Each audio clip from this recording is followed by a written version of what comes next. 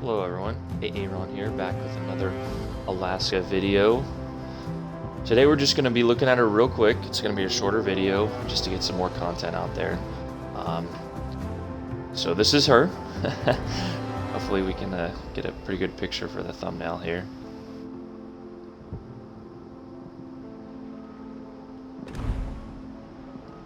Let's go ahead and look at the stats. I'm going to select a different commander because William Scott adds a lot to the stats. Yeah,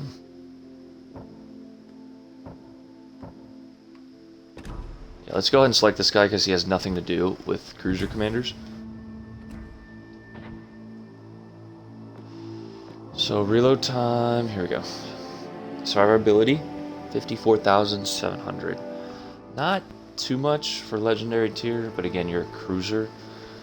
You're a battle cruiser, but cruiser designation thanks to the US Navy in 1944.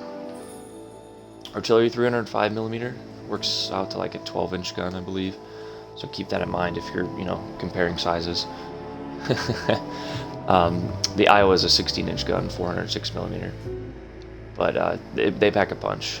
In my previous video, one of my first gameplays, I set it out to Bismarck and completely obliterated in Edinburgh in almost one shot with the two front turrets. It's ridiculous. But that was his purpose. It's an excellent cruiser killer. Also pretty good in support as well. Maneuverability. Now I do have the rudder shift upgrade on it. So maximum speed's 33, and with a booster you can get that up to 34.1, and the rudder shift time is 7.8. That's pretty good for the size of this ship. And the armor layout. Concealment 13. This is without any camos by sea and 8 by air. 13's not the best considering cruiser, but let's go ahead and upgrade it. Not upgrade it, but get the right commander. Now I have Norman Scott, Legendary 3. Norman Scott's base trace has increased the precision of the main guns, and while the American guns are already very accurate, probably the most accurate in the game in terms of cruisers, Norman Scott by far, to me, is the best commander. There's some other ones you can play with, but to me, he's the best. Here we have the range. Depending on the build you want, you can go fire chance, but range 10% or fire chance 2%. To me, it's no brainer. Range.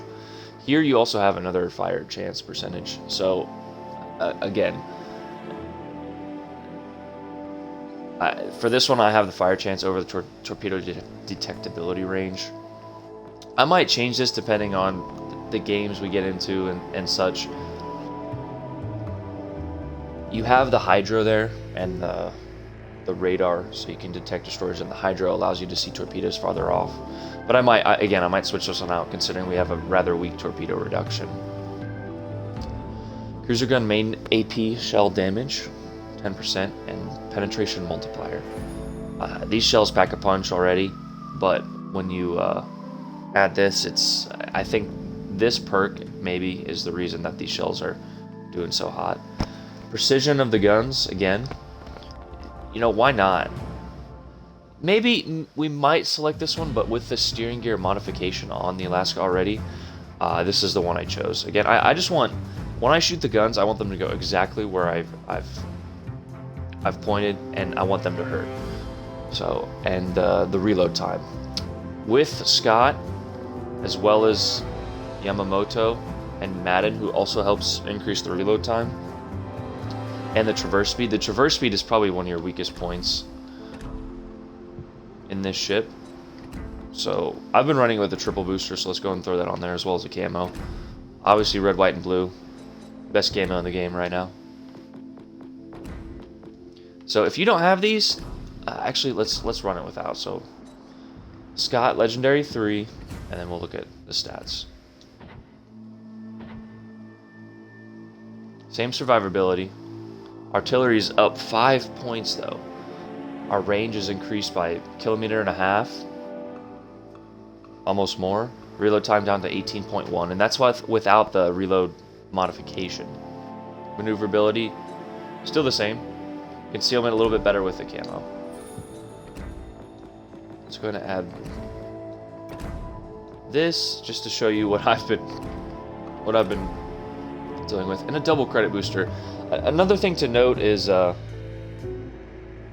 far is your dispersion at maximum range? I actually don't know the answer to that question.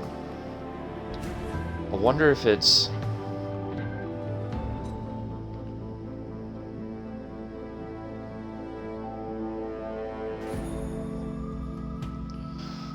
Would it say it?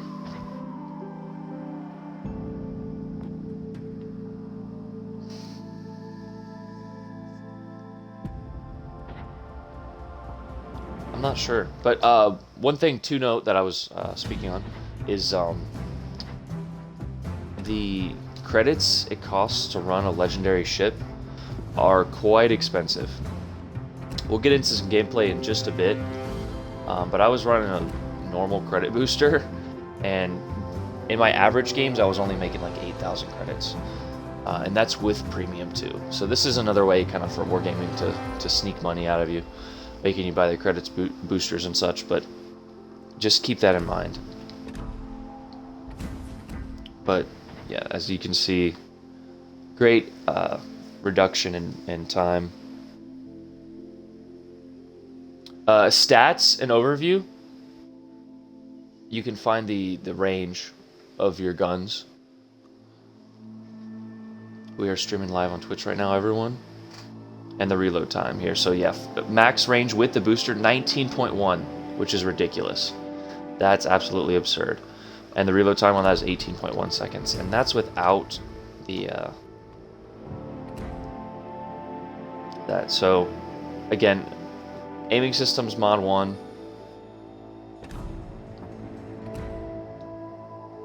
Propulsion, mod 2. I like to be able to move when I want to. We could have gone steering gear. Again, this is the build we have right now. This is the same build I have for my Baltimore. And I like it a lot. Now this one we might consider switching. Although, slowing down that traverse speed is... yeah. We went range here, so...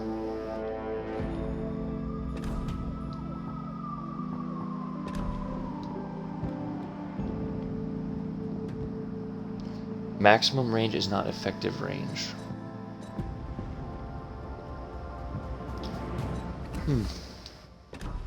But yeah, guys, that's the brief overview of the Alaska here. I've got a good picture here, maybe for the outro on the YouTube video. But that's the build I have. Thanks for watching, guys. Be posting a lot more videos of her.